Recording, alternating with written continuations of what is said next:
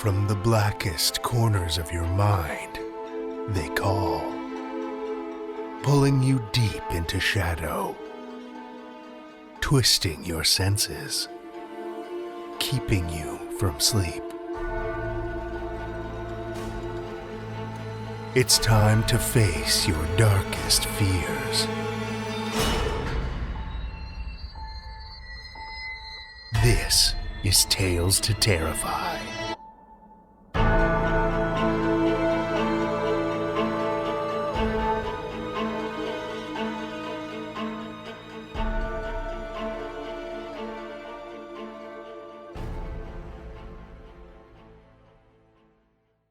Good evening, children of the night, and welcome.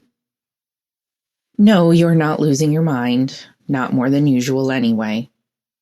I'm not the regular host, Drew Sebesteny. I'm fiction editor Meredith Morgenstern. In honor of the dark and divine feminine that is Women in Horror Month, I've taken the bloody baton from Drew for a while. This month, I'll explore some of the most common themes in horror written by and about women. I'll also honor a few horror midwives, those who help birth some of our wickedest nightmares.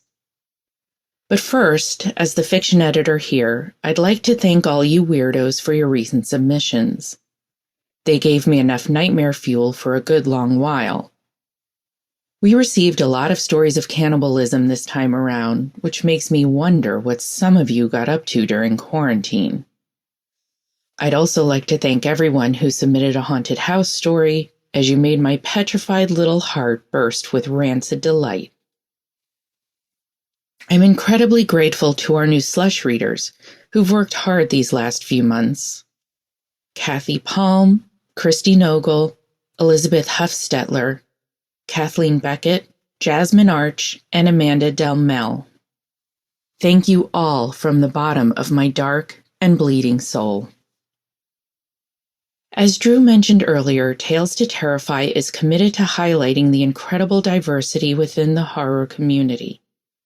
Therefore, when we talk about women in horror, we mean all women. Let's start things off with something I think most women can identify with. Body horror. Body horror is a subgenre in which the focus is on, you guessed it, human bodies. They change and shift. They are altered and mutilated. Body horror can be quite gruesome because it shows us some of our worst fears come true.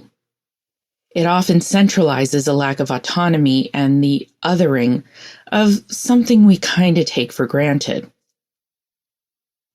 Sometimes the main characters instigate their own extreme body modifications, but usually body horror happens to characters against their wills.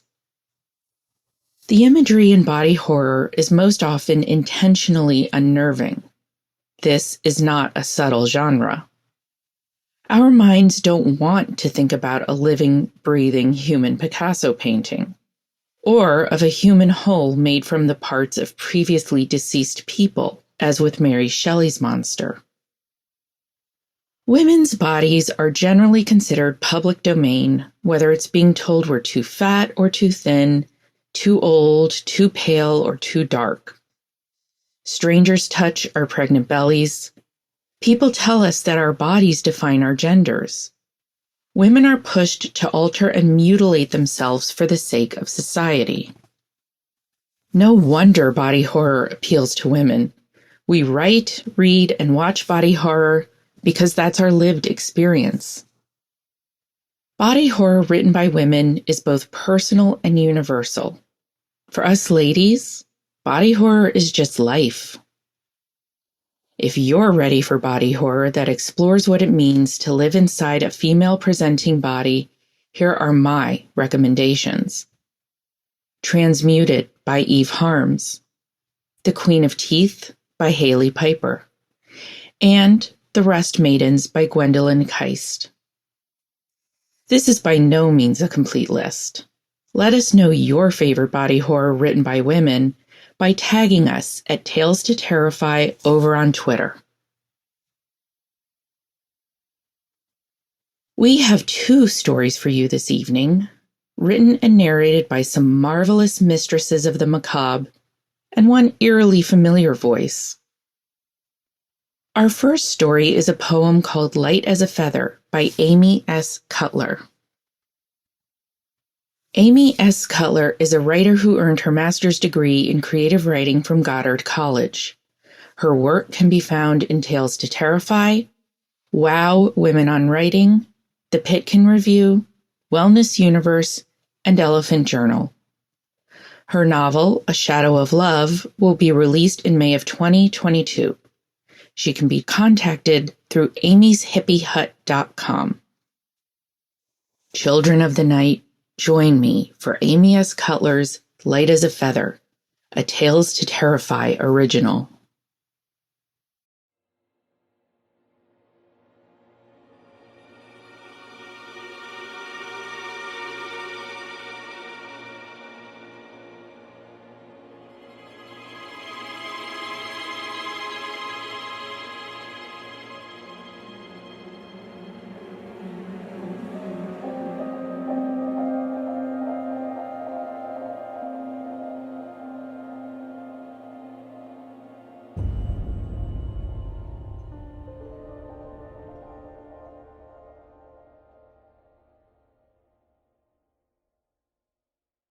I didn't mean to kill him out on this lonely road, where I've waited for decades to find my way back home. I hide upon the daylight, I walk the road at night. My death replays at sundown, but I never see the light. It came along with friends, a birthday celebration, not knowing that their game was a powerful incantation. Just children on their bicycles playing a child's game, light as a feather, stiff as a board. Now they'll never be the same. I was pulled into his body when he began to rise. I screamed right through his mouth as I was trapped inside. He struggled when we parted, blood pouring from his nose. I tried to hang on to his life. I tore at his birthday clothes. I didn't mean to kill him. Now he's as lost as I. No light came from him either, as he didn't want to die. A ghost that kills the living will never find the light. And as he walks beside me, he calls upon the night. Posters scattered all about, saying, "Have you seen my boy?" It was his life and his friends that I alone destroyed. This road is filled with sadness, and so many have been lost. Before you play games with the dead, you should really know the cost.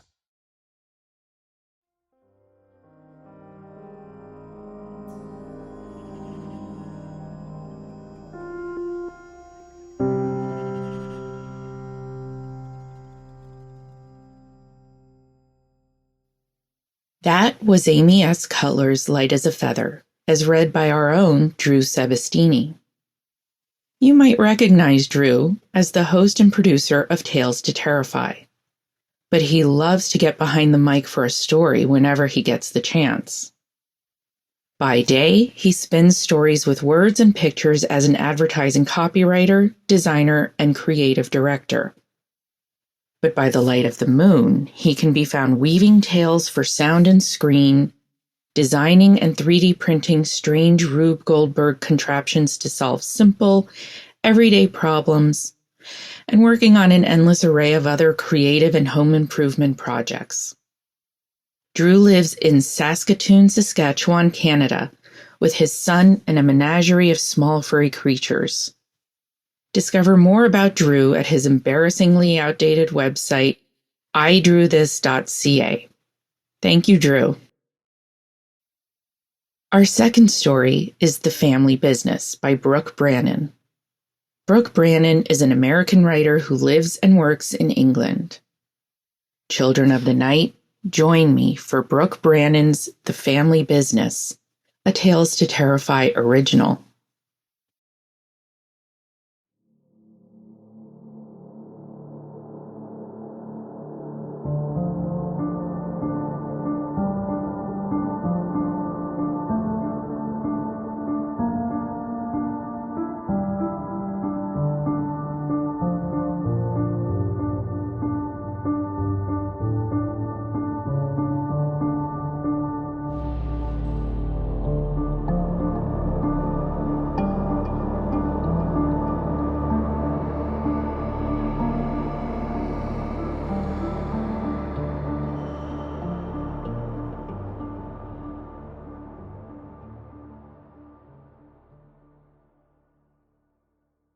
"20 years of marriage, and Chuck Landry, detective with the Seattle Police Department, never questioned what his sweet-faced wife was doing in the woods behind their home until his co-workers showed up to arrest her for murder. It was 10 a.m. on a Friday morning, Chuck's day off.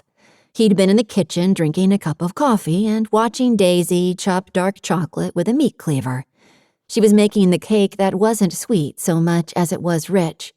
It used espresso, dark rum, and 2 pounds of butter, and it was his favorite. All the while, a thrush sang outside the French doors, which were open to the rolling green lawn and Blackwell woods beyond. The smell of the chocolate mingled with the warm breeze from the late spring day. So even though the pollen had been making his eyes itch all morning, Chuck was gearing up to have a good day. And now, a detective from homicide, Chuck himself was in vice, was standing in the middle of his bright, sunny kitchen, explaining to Chuck's wife, his wife, for Christ's sakes, that she had the right to remain silent. "This is ridiculous," Chuck told Detective Coe. "She's a housewife, for Christ's sakes." Coe ignored him. "Daisy Blackwell Landry, you are being held on investigation of homicide, following the discovery of body parts at your farm." Daisy sat on a stool surrounded by her work, bowls she'd made in the pottery studio. She looked from Coe to Chuck, her green eyes wide, probably terrified. "Who'd she kill? I've been with her all morning, and the worst thing she's done is crack open a couple eggs," Chuck said. "You have the right to an attorney." "Hold on a minute," Chuck said, holding his hands like he was trying to stop a slow-rolling car. "How can you just barge in here and do this? What proof do you have? Do you even have a warrant?" Coe calmly finished the Miranda, slapped a folded piece of paper against Chuck's chest, and said, "There's your warrant, and we've got another one to search the premises. Now, Mrs. Landry, there's no need for cuffs, right?" "Of course." Daisy turned to him. "Chuck, honey, call the office. They'll send an attorney." The office being Blackwell Family Group, BFG, the charity her family had founded.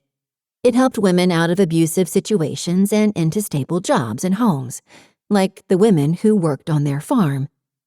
BFG would hire a fleet of flesh-eating defense attorneys on Daisy's behalf, which was good, because Daisy was about as cutthroat as a bunch of ducklings. His wife was no killer. That Chuck knew for sure. Killers were men. They killed for love or they killed for money. Killers were not middle-aged housewives. They were not mothers who somehow managed to retain a close, loving relationship with their teenage daughters, even when those daughters turned into selfie-taking, trash-talking jerks. Killers were not constantly shepherding packs of girls to cheerleading competitions, swim meets, model UN conferences, and they certainly were not planning art retreats and camping weekends at the family farm in Blackwell Woods, a 500-acre parcel that began at the edge of their backyard. His eyes would not stop itching. "Chuck, call BFG," Daisy said gently. His lovely wife sitting there helpless and scared. The minute he'd met her, when they were just out of their teens themselves, he'd needed to protect her, keep her safe. That hadn't changed. "The hell with this." Chuck took Coe by the arm. "Look, buddy, this is a mistake. Co froze. "You want to watch what you do now," he said to Chuck, his voice hard and low, ropey biceps standing out on his smooth flesh. "You want to be careful." Chuck released him. Okay. I just want to know what's going on. Come on, man. What if it was your wife?" "I'm gay and I'm single," Co said. "And you know the drill. You want answers, call the county prosecutor. Now, if you'll excuse me, I've got a search warrant to execute." "Can I just get him some Benadryl first?" Daisy asked. Co wheeled on her, looking like he was about to lose his cool. In different circumstances, Chuck would have found it funny. Of course, Daisy was still taking care of him. "Mrs. Landry, you need to take this seriously." "I am. It's just that Chuck doesn't know where they are and he gets terrible hay fever."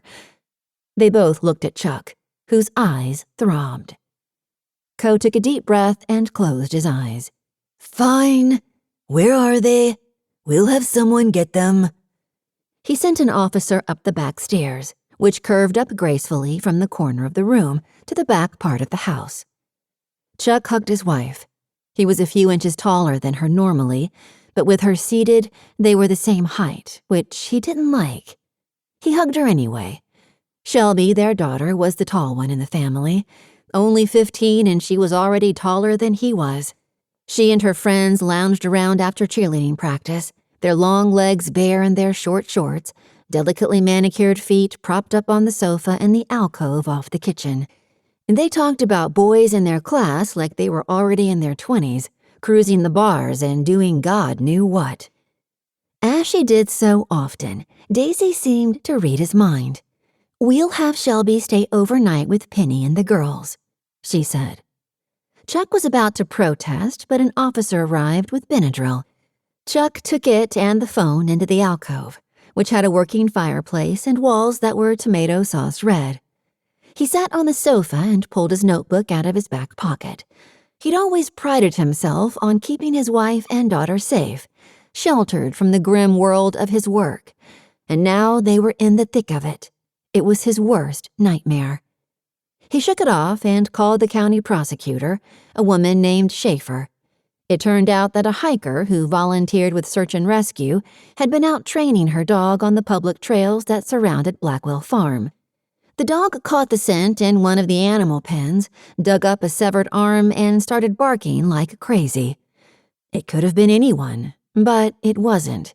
It was the ex-husband of their head groom, Clementina, who'd worked for them for years. "Why wouldn't Clementina be suspect numero uno?" Chuck asked Schaefer. "Because the day he disappeared, she was in court and Daisy was the last person to see him alive. A delivery driver saw them arguing," Schaefer said. "There's also a print." "At the farm? Of course you found a print. Daisy's there all the time." He was having a hard time keeping a lid on his anger. They knew him, for Christ's sake. Schaefer took a beat. "Look, this is a professional courtesy. I'm sorry. Please continue." But his tone gave him away. "That's really all I can say for now. Have your attorney get in touch." He put the phone down, popped up on a stool, and started writing notes on a legal pad. "Call Penny, call BFG for lawyer, arrange bail? Christ." He couldn't concentrate. It was hard to imagine anything so gruesome happening on the farm. It was on 100 acres carved out of the larger Blackwell woods and kept private for their family. It included his wife's pride and joy, an art studio with 15-foot windows, 3 pottery wheels, and a massive kiln. From there, a little path made out of crushed shells led to a spot with the city's best view of Elliott Bay and the Sound. His wife made a little noise and he looked over at her, certain she was about to break down, but she'd started putting the ingredients for the cake away, calm as anything. "Of course she is. She doesn't want to worry me." "It's going to be all right, I promise," she said. "How? They have a print." She bobbed her head as if to say, maybe they do, maybe they don't. Then an officer came to take her away. The man towered over her. Chuck hated that. "Don't worry," his wife said. "Call the office. They'll take care of everything." The door glided shut behind her, and then it was just him, the smell of chocolate and the sound of wind chimes. Chuck knew he was a lucky man, and not just because his wife had inherited the Blackwell fortune. He was lucky because she loved him. She was one of those rare women who liked the traditional life. She took care of him. She cooked his meals, raised Shell, even sewed some of his clothes, and she let him run the show. She greeted him every night with a smile and a kiss, and made him feel wanted and loved. She had made their home a warm refuge from the grim world he worked in. When he'd met her, he'd been different. There'd been some complaints at work, crazy feminists spouting off about mistreatment, and the working girls, of course. There'd been that. They'd been young in those days, real young, when that used to be okay. But that was all over now. Shell's friend's legs notwithstanding. He was different because of her. She'd made him a better man. He shook himself out of it. Now was not the time for ancient history. Now was the time for trading on his connections. Chuck picked up the phone and dialed his ex-partner, Penny Orchard, state attorney general and his wife's best friend. "Is this about the mushroom factory?" Penny asked. "What?" There was a pause. "Nothing. A school project Shelby's helping the girls with." "It's about Daisy. I need your help." "I don't think I can, Chuck." "You don't even know what I'm calling about." "Except that I do," she said. "Schaefer brought me in to review the case before they took action. I can't discuss it, Chuck. I'm involved." He sat back, dumbfounded. Penny was his ace in the hole, his one chance to make this ridiculous mess go away. His phone chimed with a text from Penny. "Can't talk now. Meet me at 8 at Mag's." Meanwhile, Penny was speaking. "I understand Shelby's coming over this afternoon to spend the night." Chuck shook his head in a daze. "Yeah." Daisy must have texted her. He'd totally forgotten. "I mean, the girls would be fine at my place." "Nope, don't worry about it. We'll take good care of her." "They can work on the mushrooms," Chuck said. Yes, right. Listen, I have to go, but I'll be happy to speak to Daisy's attorney," Penny said and hung up. Later, at the bar, a 70s-era tavern with no windows, a busted jukebox, and rips in the black vinyl tops of each bar stool, Penny waved at him from the back booth. The only other soul there was the bartender, Ken, who'd been hired for his surliness and his ability to repel hipsters. Ken had a thing for Penny. The tabletop was rough and worn, studded with splinters, the varnish peeling off in delicate yellow strips. The only light came from the neon beer signs festooning the walls. Penny blew cigarette smoke toward the open back door. He sat, waving the smoke away. It stung his eyes. "You look like shit, Chuck." "Hey, Fever, how come Ken lets you smoke inside? There is a law, you know." "He loves me. Don't you, Ken?" Ken shot her the bird. Penny dug out a bottle of eye drops out of her purse. "Here, fix yourself." The eye drops went in cold and shocking, but immediately the itching went away. He blinked a few times and then focused on his ex-partner. "I talked to Schaefer." "So, then you know. They've got a case." "We've got her a lawyer and they're working on bail. She'll be out by morning." He tried not to think of his wife spending the night in jail. "You know what chaps my ass? First I hear about any of this is when fucking Co shows up at my house with his goons."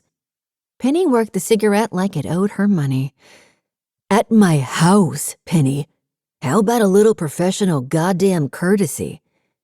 "Maybe they thought you'd help her run, or hide the evidence." She jabbed her cigarette at him. "And maybe you would have." He sat back, genuinely affronted. "Excuse me?"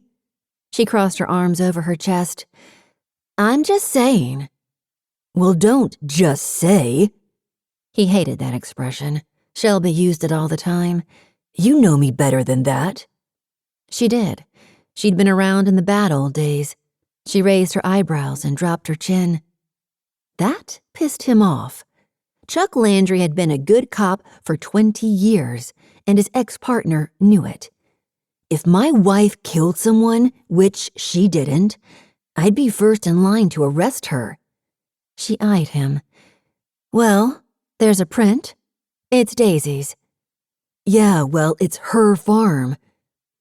It's also in the Vic's blood. They found teeth, too. The lab has them now. They're trying to figure out if they're from the missing guy. Oh, yeah, I'm sure he was the type who never missed his yearly checkup. Or if there are multiple Vics. Jesus. All of this was in the pig pen, so, the techs are going to be sifting through shit for a couple days. Literally. Then the other shoe dropped. Oh, man. The pigs? Gross. Penny half smiled. Well, it's a classic for a reason. Chuck shuffled the facts like he was working a deck of cards. Okay, so it's got to be the wife, right? Clementina. Our Vic goes to see her at the farm, gets rough with her, she clocks in with a wrench or something and then has to get rid of the body. Except she was in court that day, Penny said. Chuck waved it away. So someone else does it for her. Maybe one of her little buddies at the farm. Little buddies? Don't get pissy, you know what I mean. Anyway, the only way Daisy's involved is helping Clementina move the body. He couldn't believe his own words. The only thing more ridiculous than his wife moving a body was him making excuses for it. Penny lit another cigarette. She'd finished the golds. This one was a marble red from the battered vending machine in the back. Look, this is crazy, Chuck said. Daisy couldn't hurt a fly. She exhaled and looked down at the table, picking at it with long, slender fingers. Stop peeling the goddamn table and give me some answers, he said, and felt Ken's attention land on him. He put his hands up as if in surrender. I'm sorry, all right? My wife's cooling her heels at county, and you're pulling the Sphinx act. I could use some help. He couldn't read her, and that made him angry. More than that, furious. When they'd been partners, he could read her like a book. They'd been great together. They'd put away more bad guys than any other pair in the West Precinct. But then she went to law school and started working for the county, and before you knew it, she was running for AG. And damn if she didn't win. Somewhere in there, they'd lost something between the two of them. They were still tight, but it wasn't the same. These days, she'd come to the house and hole up in the kitchen with his wife, baking and drinking coffee and talking endlessly about how to parent daughters in this fucked up world. Meanwhile, the girls would practice cheerleading routines in the backyard, short skirts flying. Penny sat back and took a long, hard drag on her cigarette, eyes on the far corner of the bar. Look at me, Pen. I need to know what's going on. She did. Her stare was long and hard and uncomfortable. Leave it alone, Chuck.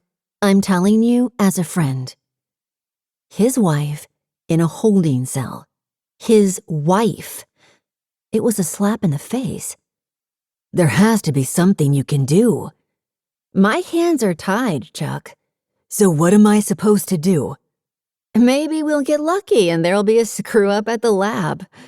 She laughed, a brittle little thing. What the fuck is going on here? Why'd you review the case anyway? Chuck asked. Wouldn't you? If you could stop this from happening, wouldn't you? Of course, she's my wife. The Vic was a scumbag. And she's innocent. There's that, not that anyone seems to care. He took a deep, cleansing swallow of beer. What if she wasn't? For argument's sake. He scoffed. I'd turn her in myself. You know that. Penny looked suspicious. Jesus, Pen. You know I would. Being a cop is in my DNA. I couldn't do anything else. She She shook out a new cigarette and lit it with the old one. What if she had a good reason? What are we, back in the academy now? It's not like you always kept your nose clean. All those girls back in the day? His face went to stone. That was a long time ago. You didn't seem to mind letting those young girls off if they had a good story? He felt a vein at his neck start to throb. He worked hard not to remember those nights. When Penny was off chasing the bottom of a bottle at Mag's, and those working girls, some just Shelby's age, would sit with him in the patrol car and talk. And do other things. And then they would leave, walking away from his car with their little hips loose, tugging their clothes back into place, redoing their lipstick. Their cheap dime store lipstick. He could still smell it, waxy and sweet like bubble gum. He found himself getting hard and clamped down on it. Dead dogs, tax returns, his grandmother, naked. I don't do that shit anymore, and I don't want to get into some bullshit argument about moral relativity with you right now. I want to figure out how to get my wife out of jail. She tossed back the rest of her drink, making eye contact with him the entire time. Anyway, how's Shelby doing? Penny dodged his eyes. She's all right. The girls are watching chick flicks and trying to distract her. Chick flicks, Jesus. They're all getting so big, Chuck mused. This time last year, weren't they still into Minecraft? That was a good 4 years ago. Chuck took a drag of his cigarette. If you need a break, they can come over tomorrow night. Penny stared at him for a beat too long. He just waved at Ken and asked for a scotch. Time to go. Penny slung the Marlboros across the table at him. Here, you need these more than I do. Drive safe. He drove home. Their wedding cake house, which usually glowed from within, loomed out of the darkness like a shipwreck. When he opened the door, a cold breeze hit him. He'd left the French doors open. The air in the house felt thick and slow. The kitchen usually felt like the beating heart of the house. In winter, the house usually smelled like dinner or fresh bread. Now, all he could smell were the ashes from the fireplace. He put the heat up and turned on all the lights in the kitchen. Take away the bright pottery and the wooden chickens, and it could have belonged to a professional. There sat the vast Viking stove, and there the double refrigerator, gleaming silver, not a spot on it. A built-in bookshelf held at least 80 well-used titles. Cookbooks and reference manuals on everything from mushrooms of the Pacific Northwest to artisanal butchery. In pride of place was the professional chopping block. On the wall within easy reach hung his wife's collection of Japanese carving knives. He'd always thought of her as just a happy little housewife, but this kitchen was the room of a seasoned, efficient professional, someone highly competent. He walked to the drinks cabinet and poured himself a large bourbon, as if teaching the kitchen who was boss. He knew who Daisy was, and no Viking stove would tell him different. Then he retreated to the other end of the house. It was the longest night of his life. He finally fell asleep around 5 in the recliner. At 6:47, the phone rang, zapping him out of sleep. Chuck rubbed his face and willed his eyes to open. They felt glued shut with pollen. Finally, one popped open and then the other. He answered the phone. It was the governor. I cannot believe this. It's a travesty, she said. Governor Thomas. We're getting her out of there immediately. That's good news. You haven't heard. I am sorry. I thought Penny would have been in touch. Yes, your wife is being released immediately, and you and she will have a full and complete apology in writing from the chief of police. What happened? It seems to have been a freak accident. So my wife will be home just as soon as the people at county finish the paperwork. Chuck hit the eye drops, texted Shelby, and then stumbled into the kitchen for coffee. His wife was home 45 minutes later, delivered in an unmarked by Detective Coe himself, who apologized to them both, his eyes flat and hard to read. Chuck wondered if he'd already been fired. If he hadn't, Chuck would make it his life's work.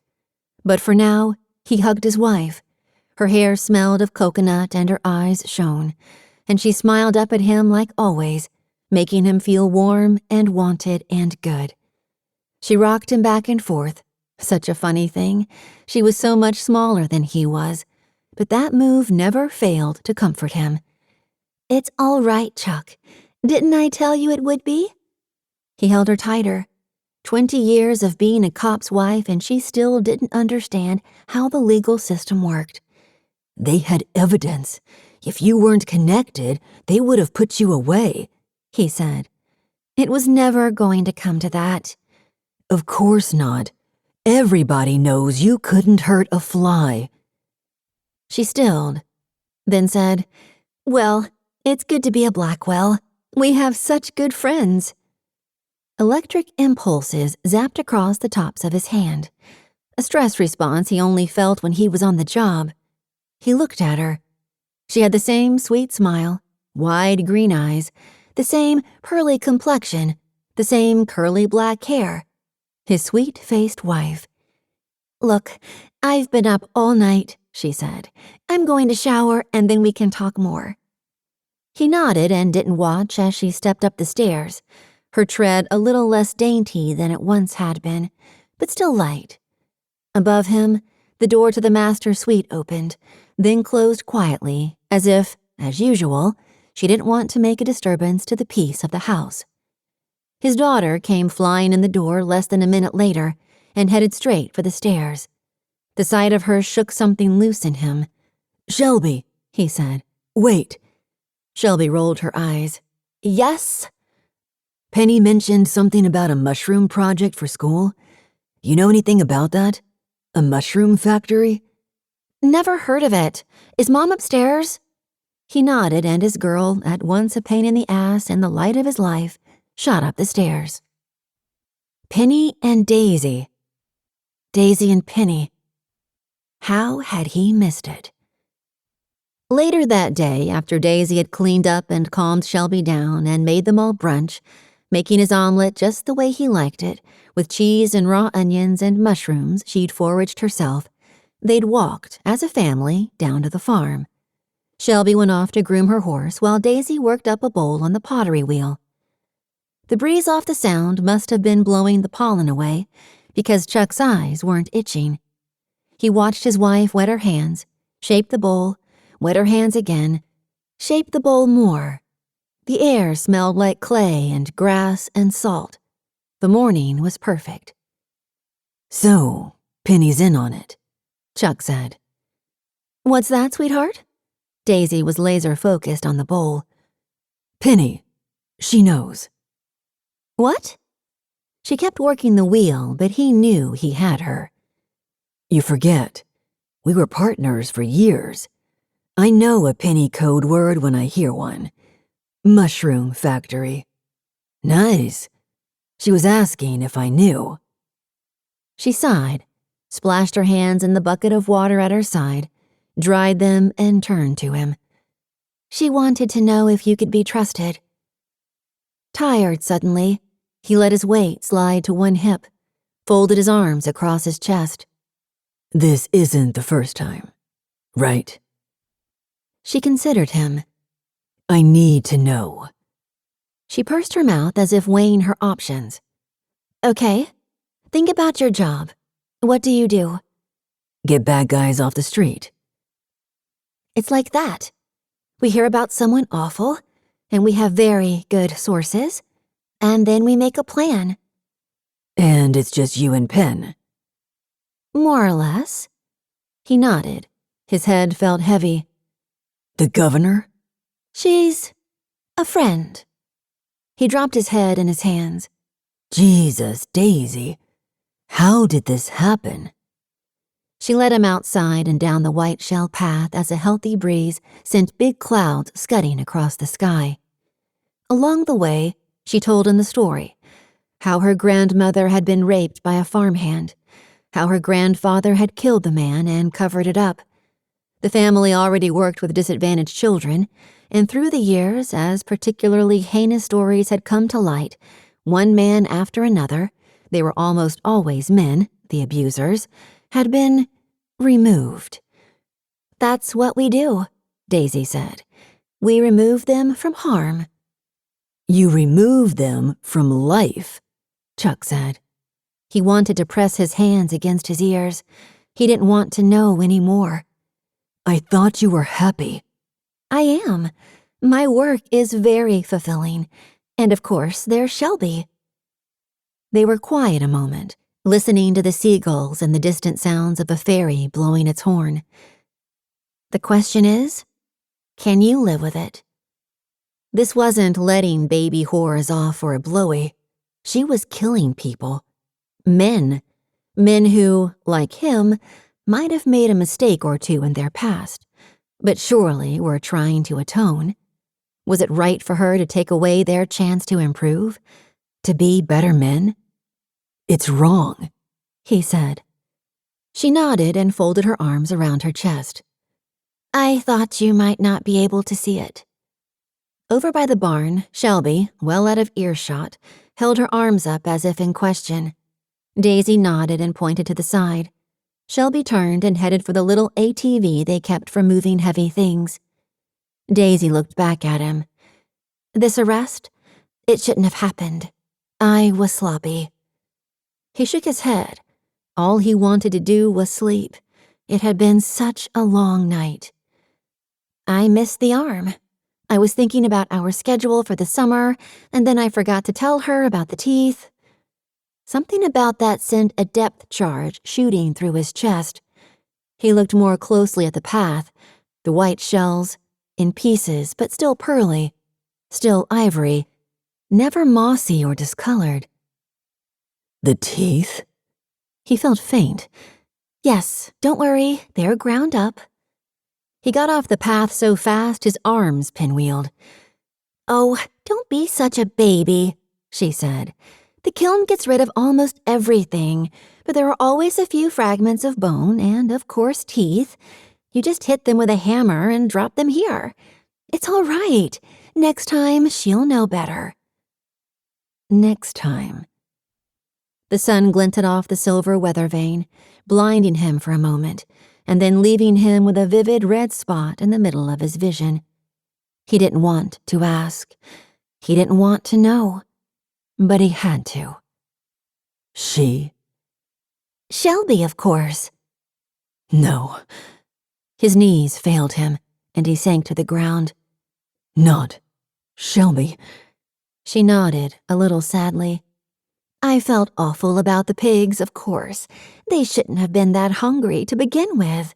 But it was her first time, and she wanted to do something different, so... pigs." She shrugged. His eyesight was dimming. His head hurt like there was an ice pick through it. God, Daisy, I feel sick. "Yes, those are the mushrooms. Penny thought you might be able to get past it, but she can be a bit... sentimental.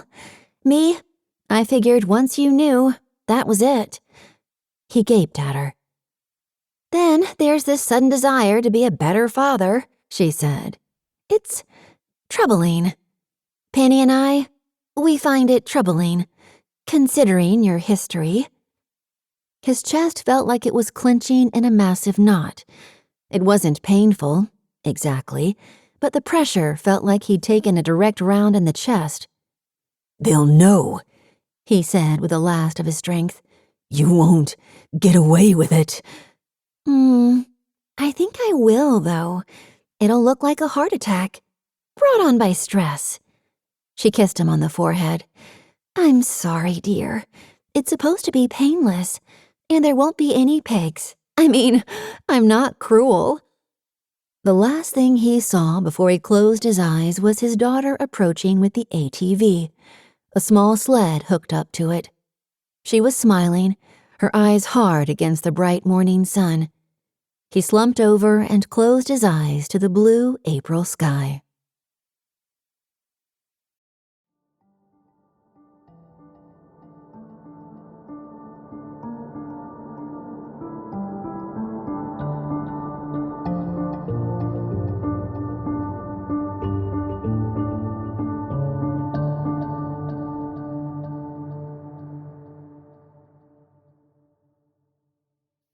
That was The Family Business by Brooke Brannon, as read by Stephanie Nemeth-Parker. Stephanie is an actor with over 100 audiobooks to her name so far. She loves narrating horror and sci-fi and romance and, well, everything really. Thank you, Stephanie.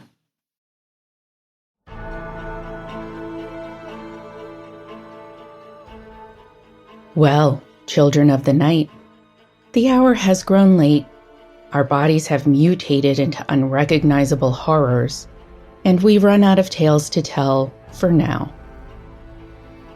Tales to Terrify is made possible by the tremendous generosity of our supporters on Patreon and PayPal. Incredible fans like Kathy Robinson and Amanda Gottfried, whose generous support helps keep the lights on and flickering ominously. Not a supporter already? Head over to patreon.com/Tales to Terrify, where you'll find all kinds of perks, like ad-free and extended episodes, bonus content, and one-of-a-kind collectibles and merch packs. Every dollar goes back into this show to make it as horrific as possible, and we appreciate it so much. Want another way to support the show for free? Head over to Stitcher, Podchaser, Apple Podcasts, or wherever you stream, and leave us a 5-star review. We really do read our reviews, and you'll help convert new listeners to the terrifying tales we provide. Share your love of Tales to Terrify out in the world with some Tales to Terrify merch. TalesToTerrify.com/merch will take you to our TeePublic store, where we've got a great collection of creepy custom and curated designs. Tales to Terrify is produced by Drew Sebesteny, Seth Williams, Pete Morcellino, Andrew Gibson, and myself, Meredith Morgenstern. Our original theme is by Nebulous Entertainment. Tales to Terrify is distributed under a Creative Commons Attribution, Non-Commercial, No Derivatives license. Join us again next week as we mutilate your soul with more Tales to Terrify.